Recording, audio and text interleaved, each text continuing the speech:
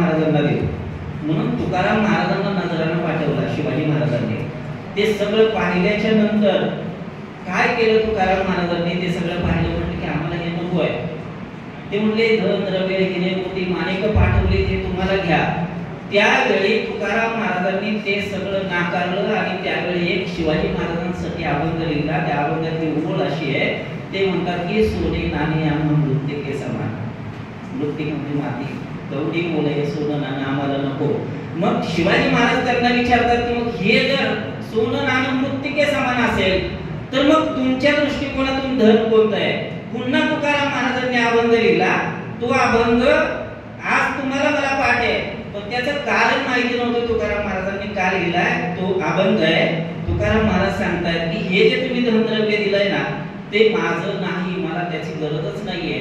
मग हे म्हणतात की मग ते धन कोणतं आहे? मग तुकाराम महाराज काय सांगतात बघा, ते म्हणतात की आम्हा घरी धन शब्दांचीच रत्ने शब्दांचीच शस्त्रे यज्ञ करू शब्दाची आमच्या जीवाचे जीवन शब्द वाटू धन जनलोका।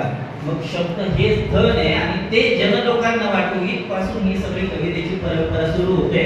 मी ज्या वाघेरे महाविद्यालयामध्ये आणि हे पुरंदर तालुक्यामध्ये आणि हे सगळे परंपरा पुढे पुढे पुढे जात असताना मला ती कमी वेळ असल्यामुळे मी परत पटकन पुढे येतो। मी ज्या पुरंदर तालुक्यामध्ये वाघेरे महाविद्यालयामध्ये याच परिसरामधल्या कुणीतरी शिवाजी महाराजांवरती काहीतरी लिहून ठेवलंय का? हो, लिहिलंय। आपल्याच पुरंदर तालुक्यामधल्या यशवंतराव सावंत नावाच्या कवीनं काय लिहिलं?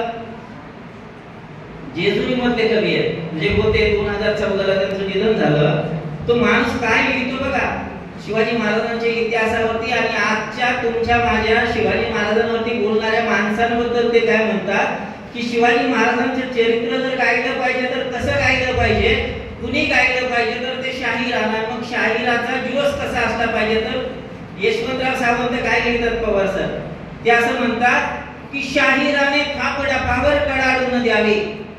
अरे शाहिराने थापडापावर कडाडून द्यावी आणि शिवकाळाची महाराष्ट्राला पुन्हा याद यावी।